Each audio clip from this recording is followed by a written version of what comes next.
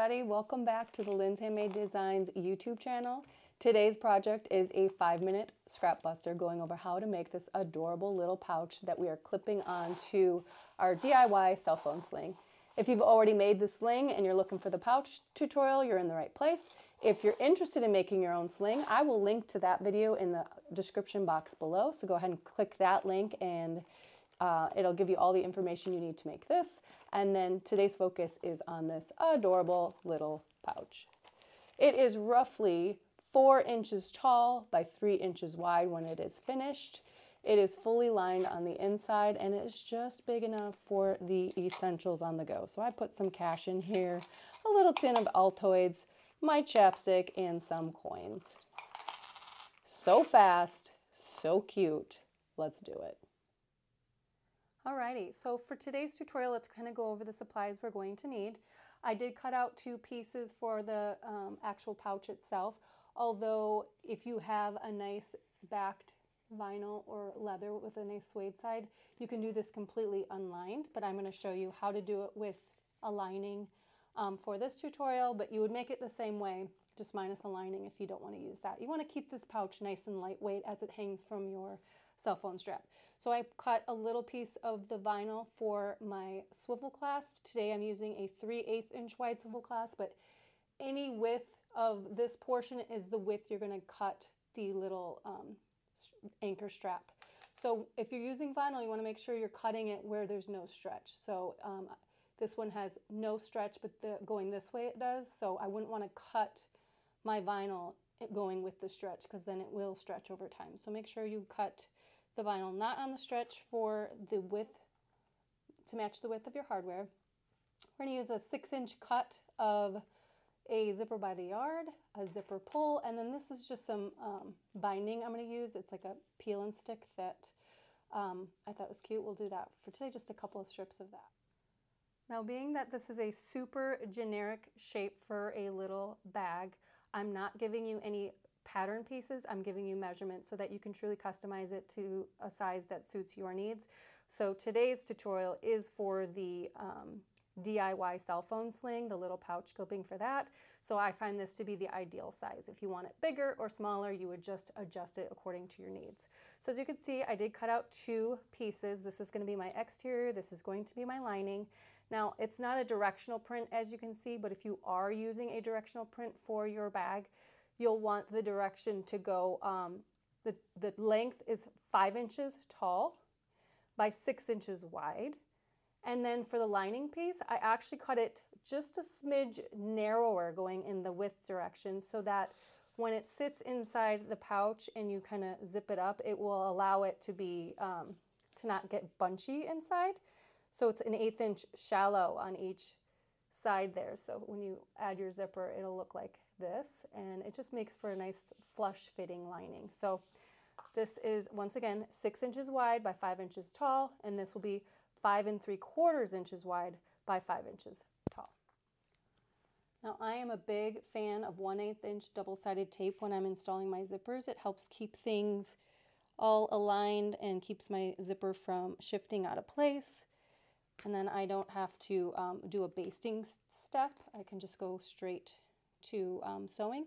Being 1/8 inch, I won't worry about it catching in with my needle and getting all gummed up. So that is why I like that width. So we're going to take the 6-inch zipper. I did cut it a little bit longer than we need, and I do find this step to be easiest to sew without our zipper pull attached yet. So I'm going to lay it right sides together. So the print of the zipper is face down along the right side of my vinyl. And then I'm going to add another layer of the double-sided tape and add my lining.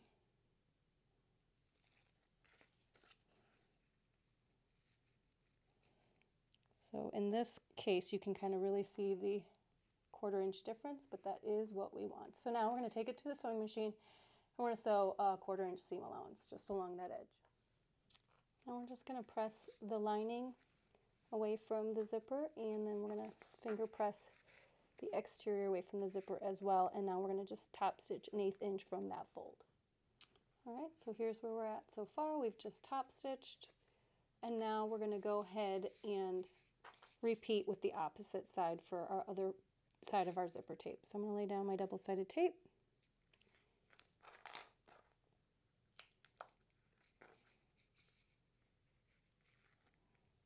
And then I'm going to lay the opposite edge of the zipper right down along that edge. You want to make sure your edges are nice and aligned. Just like that.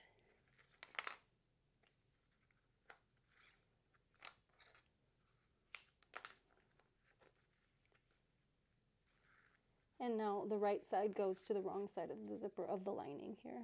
So keep those edges aligned. You should now have what looks like 2 loops. This is the right side facing the right side of the zipper, and then this is the right sides facing the wrong side of the zipper. So now I'm going to go ahead and do my 1/4 inch seam allowance on this side. Here we are, did our 1/4 inch seam allowance. Now I'm going to go ahead and separate my zipper so that I can turn it right sides facing out, and then this will allow me to top stitch this side. So now I'm going to go ahead and finger press the lining and the exterior away from the zipper and top stitch. So now I got the top stitch on this side and the top stitch on that side, a nice snug fitting lining, so we can go ahead and add our zipper pull at this point. So if you want your zipper pull opening from the top, if you're directional print, you'll need to pay attention to that. This is not directional, so I'm going to go ahead and thread it from this bottom edge here so that my pull, and then I'll designate that other end as the top.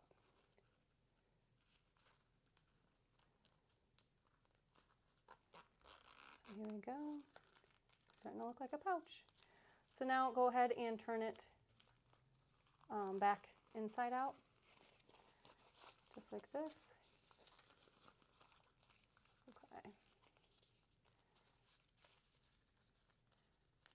And now you're going to want to either machine tack this loose end together, like so that it doesn't separate, because that's where we want to add our little swivel clasp and loop, but it tends to want to shift unless you tack this portion together so that it stays close. So I just threaded a needle with some thread, and I came up, or went down through the back side of the one side of the tape, and then I'm going to come up through the other side, just like this, just to bring the edges together.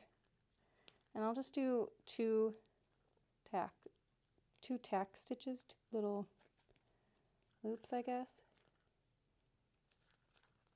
just like that, and then knot it off. And this is going to be caught in the seam, so you're not going to see it. Just to keep that zipper end together. Okay? So now when you fold this in half, we want to go ahead and find our center here. I'm just going to kind of notch this because I want to line up my little tether right there at that center. I'm going to go ahead and just lay a little strip of double-sided tape to keep my swivel clasp from shifting out of position, and keeping this tab folded on itself like this. So it just kind of stays there. And now I'm going to take the swivel clasp and flip it around and drop it inside the little zipper pouch here, and I'm going to line it up with that notch that I just created. And I'm going to take a 1/4 inch seam allowance for this end here, so I need to give myself at least a 1/4 inch between the hardware and the edge here so that I don't get it caught in my needle. So I'm going to just position it right over that, and then position the center of my zipper tape over that too. We're going to clip these ends as well as these ends, and then we're going to sew this in place a 1/4 inch on both sides. Here we are. As you can see, I did my 1/4 inch seam on each end here, and then I have this excess, so now I'm going to go ahead and trim it down so the edges are all flush. Just going to trim that down a little bit. I'm going to do that on both sides. Okay, so now you're going to take your little bias strips. So if you're using double folded bias tape, these are 1 inch wide. So we're just going to fold it over the edge just like that. So we can peel off this backing here. A lot of times I like to just use strips of waterproof canvas. I like it because it doesn't fray. It's easy to work with. So I'm just going to go ahead and fold it over the edge like this. Pinch it in place. You want it at least, the side you're going to be sewing from, you want it to be a little bit shorter than the back side so that you guarantee you will catch both sides when you add it.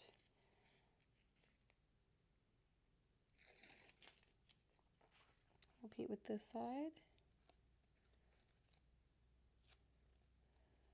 Fold it over.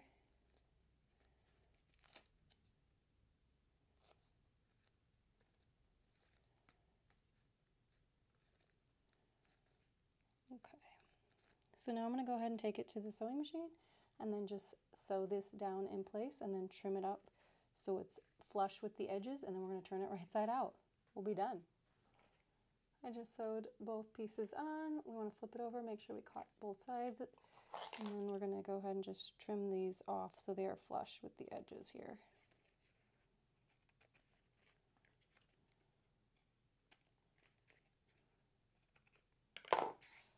Here we go. Now go ahead and open up your zipper fully and turn it right side out.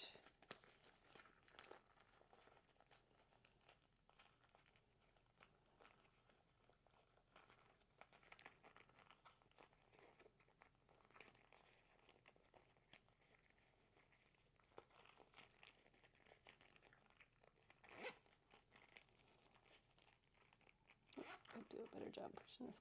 There we go.